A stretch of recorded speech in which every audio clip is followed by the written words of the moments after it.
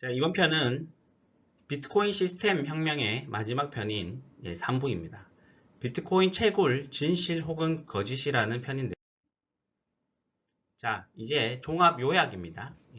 사토시가 인터넷 세상에 걸맞는 비트코인이란 2100만 개로 한정된 새로운 돈과 관리 감독 시스템을 제안을 했고, 이를 추종하는 사용자들이 생겼습니다. 사토시는 이 새로운 돈은 관리 감독을 현재같이 소수의 특정 세력이 아닌 모든 참여자가 하는 시스템을 만들었고, 그 시스템에 참여하는 사람들에게 비트코인을 대가로 지급하기로 했습니다. 시스템 참여자는 본인의 컴퓨터를 은행 컴퓨터 같은 역할에 참여시키고, 공동의 증명 작업과 암호 풀기의 경쟁을 통해서 가장 빨리 문제를 풀어 장부를 만든 팀에게 10분마다 비트코인을 주기로 약속했습니다. 그리고 그 첫 번째 지급한 약속한 개수가 50개였습니다. 그런데 10분마다 50개씩 주다 보니 어느 날 2100만 개 중에 절반인 1050만 개만 남았습니다. 반을 주고 반이 남자 사토시는 10분마다 25개씩 주기로 합니다. 자, 이제 암호를 빨리 찾아서 장부를 만들면 25개씩 주기 시작한 겁니다. 이걸 우리는 나오는 양이 반으로 주는 기간이라 하여 반감기라고 부릅니다. 10분당 25개씩 주다 보니 또 1050만 개의 반만 남게 됩니다. 그래서 이제 그 반인, 남은 거에 또 반인 12.5개를 주기 시작합니다. 그렇게 해서 2020년 5월부터는 10분마다 장부를 작성하면 6.25개가 나오는 지금의 3차 반감기에 돌입하게 되었습니다. 이 주기가 계산상 4년마다 진행됩니다. 그리고 이론상 저렇게 반으로 줄고 줄어 0에 수렴하는 시간은 2140년까지로 예상됩니다. 채굴이 언제 끝나냐, 채굴 다 돼간다 하는 분들이 있는데, 일단 이번 생에 있는 분들은 볼 일이 없다고 생각합니다. 2040년이 아니고요. 2140년입니다. 자, 여러분, 이 요약에서 왜 채굴이라 부르는지 감을 좀 잡으셨나요? 자, 한정된 양이 있고 특정 미션을 달성할 때마다 세상 밖으로 비트코인이 나오는 게 마치 하느님이 금을 지구 곳곳에 심어놨겠죠. 그 금광에서 특정 미션을 뭘까요? 꽃갱이질이죠. 꽃갱이질, 삽질을 하면 금이 나오는 것과 같이 부르는 것을 의미해서 채굴이라고 합니다. 자, 여러분, 그러면 달러는 채굴입니까? 노력인가요? 아니죠. 발행입니다. 발행. 그런데 이 채굴이라는 용어 때문에 사람들이 비트코인과 채굴에 대해 가장 많이 오해하고 헷갈려하는 게 있습니다. 자, 이미 비트코인은 채굴이 다 되어서 끝나가니까 돈이 안 된다. 그러면 이제 다른 코인을 채굴해야 한다 등 혹시 이런 이야기 들어보셨나요? 비트코인 채굴에 제자도 모른다고 저는 말씀드리고 싶네요. 이렇게 말하는 분들은. 자, 그 사람 말이 만약 다 맞다고 보겠습니다. 그럼 비트코인이 다 채굴되면 채굴업자들은 채굴을 할까요, 안 할까요? 대가가 없으니까 채굴을 안 해야겠죠. 자, 그러면 대가가 없기 때문에 채굴을 안 한다. 그러면 우리 비트코인이 시장에 어떤 일이 벌어질까요? 자, 많은 분들이 제가 질문을 많이 했었는데 비트코인 가격이 올라가겠죠가 제일 많았고 등등의 이야기가 나왔습니다. 자, 근데 여러분 잘 보세요. 채굴이라는 용어를 치우고 제가 앞선 시간에 뭐라 말씀드렸죠? 채굴기가 하는 일이 무엇인지 생각해보면 답이 나온다고 말씀드렸죠. 채굴기가 하는 일은 채굴이 아니고요. 비트코인 거래에 있어서 여러분이 비트코인을 누구한테 전송하려고 하면 그게 비트코인인지 아닌지 확인, 인증, 기록, 보호라는 분류작업, 증명작업과 분류작업을 통해 비트코인이 거래될 수 있도록 해주는 컴퓨터라고 말씀을 드렸습니다. 그리고 이 일이 은행 컴퓨터가 하는 일과 같다고 말했죠. 자, 그래서 비트코인 채굴 방식을 뭐라고 하냐면 POW라고 혹시 들어보셨나요? POW. Proof of Work를 줄여서 일명 작업 증명 방식이라고 합니다. 자, 그럼 모든 채굴업자들이 돈이 안 된다고 채굴기를 끄면 어떻게 될까요? 자, 은행 컴퓨터가 컴퓨터 전원을 끄면 어떻게 될까요? 거기서 답이 나오시죠. 비트코인 거래가 안 되는 겁니다, 여러분. 또한 내가 아무리 많은 비트코인을 가지고 있다 한들 이게 비트코인인지 리플인지 이더리움인지 아무도 검증, 확인을 안 해준다는 겁니다. 만약 그렇다면 우리는 비트코인을 모을 필요가 없겠죠, 여러분. 언젠가 채굴업자들이 일을 안 하면 0이 빵이 될 건데, 0이 될 건데 모을 필요가 없습니다. 모아봤자 언젠가 아무도 가치를 인정 안 해주면 0이 되니까요. 자, 그럼 비트코인이 양이 줄면 채굴업자들에겐 어떤 대가가 있느냐? 그것이 바로 아래 플러스 알파로 되어 있는 부분입니다. 채굴량이 반으로 줄수록 플러스 알파가 커지게 제가 표현한 게 보이시나요? 저것은 바로 수수료입니다. 수수료는 여러분이 비트코인 거래에 대한 게 한 건이겠죠. 그리고 내 친구가 보낸 건 2건이겠죠.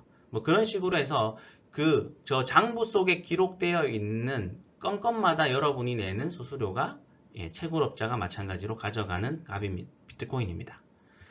그리고 수수료에 대해서는 뭐 50개, 25개 이런 식의 고정값이 아니죠. 사토시는 시장에 맡겨진 값이라고 보시면 됩니다.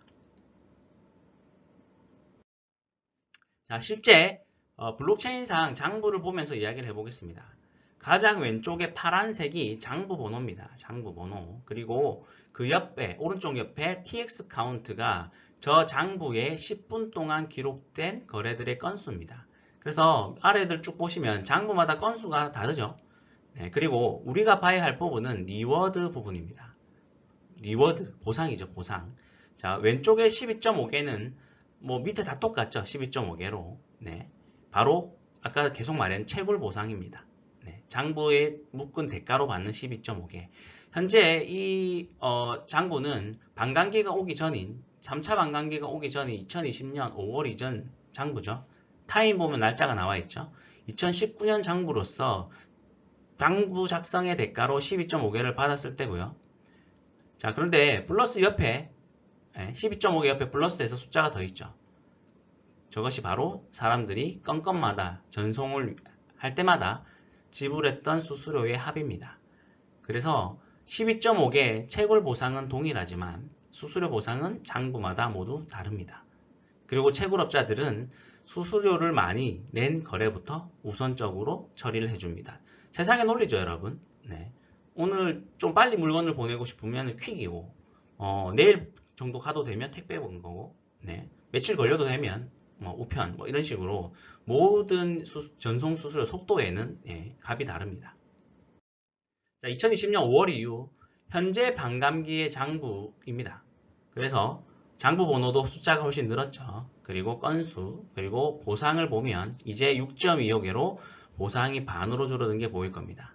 그리고 옆에 수수료 보상. 수수료 보상이 조금 늘어난 거 보이시나요? 수수료는 여러분, 그러면 수수료는 언제 더 많이 늘어날까요? 비트코인 거래를 하는 사람들이 많아지면 수수료는 더 많아질 확률이 높죠. 그럼 비트코인을 사용하는 사람들이 많아진다는 것은 여러분 어떻게 예상하시나요? 앞으로 비트코인 사용할 사람이 많아질 거라고 예상하시나요? 줄어들 거라고 예상하시나요? 저는 그 수수료에 대한 부분이 채굴 사업의 영원한 메리트라고 생각합니다. 한마디로 이 6.25개, 12.5개처럼 이렇게 채굴되어 나온 비트코인이 유통되는 것을 도와주는 것 자체도 채굴업자가 하는 일이고 그 과정 속에 수수료는 이미 나온 비트코인으로 통해서 받는 거기 때문에 영원할 수밖에 없겠죠.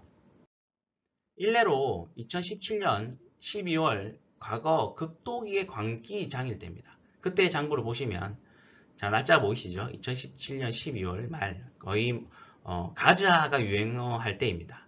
자, 그리고 이때 보시면 자, BTC.com에서 장부를 작성했네요. 그리고 블록 보상은 12.5개. 반감기가 오기 전이니까요. 지금보다. 그리고 수수료 보상이 몇 개죠, 여러분? 14.8비트인 거를 알 수가 있을 겁니다. 실제 이 시기 때 장부를 보면 거의 수수료 보상이 10비트, 8비트 계속 이렇습니다. 물론 너무 극심한 광기의 장이었기 때문에 단순히 거래가 많아진다고 수수료가 높다 할 수는 없지만 어느 정도의 합리성과 타당성은 저는 있다고 생각합니다. 자, 채굴업자가 하는 일이 여러분 뭐라고요? 비트코인인지 아닌지 확인 인증 기록 보호를 통해 비트코인 거래 장부를 작성하고 비트코인 거래가 될 수 있도록 하는 컴퓨터 시스템을 제공하는 사람입니다. 자, 요약하면 이렇게 볼 수 있겠죠. 이 그림은 참 표현을 잘한 것 같아요. 자, 이 부분에서 여러분 누구 떠오르는 사람이 있죠? 네. 예, 바로 우리의 델로몬데는 바로 금세공업자입니다. 금인지 아닌지 이 친구가 했던 거 마찬가지랬죠. 확인, 그리고 인증, 그리고 기록하고 보호하고. 금세공업자가 뭐가 됐다고 여러분? 예, 은행가가 됐다고 말씀드렸죠. 비트코인인지 아닌지 확인, 인증, 기록, 보호하는 사람은 채굴업자. 자, 제가 여러분 서두에서 말한 부분 혹시 기억하시나요? 화폐가 금에서 종이로 바뀌게 되고 금세공업자가 은행가로 바뀌게 됩니다. 저 시대에 살던 사람들에게는 처음에는 금화와 종이돈이 공존하는 시기가 있었을 거고 서서히 종이돈 시스템으로 바뀌게 되었죠. 현재 우리가 비슷한 화폐 변화기에 있는 게 아닐까라고 제가 말씀을 드렸습니다. 기요사키가 말한 가짜돈에서 대중의 돈으로, 그리고 금세공업자가 은행가가 되는 기회와 그 찬스를 잡았듯 우리에게도 그러한 기회가 분명히 있다고 생각하고 저는 그것이 바로 비트코인 채굴 사업이라고 생각을 합니다. 어떻게 될지는 모르지만 아무튼 화폐에 대한 유통, 그리고 시스템에 대한 관리. 자, 돈의 혁명과 시스템 혁명까지 이해가 되셨나요? 돈과 시스템까지 잘 구축하면 뭐합니까? 그런데 누가 있어야 되죠? 사용자, 즉 유저가 있어야 됩니다. 그럼 과거 지난 11년 동안 시장은 비트코인에 대해 어떻게 진행이 되어 왔고 앞으로 왜 사용할 수밖에 없게 될 것인가? 비트코인 혁명의 마지막 퍼즐, 바로 시장혁명입니다. 시장혁명에 관해서는 다음 블록에 설명을 드리겠습니다. 시장혁명에 대해서 궁금하시다면 구독과 좋아요, 그리고 친구에게 공유하기가 더욱 알찬 컨텐츠를 만드는 데 큰 힘이 됩니다. 감사합니다.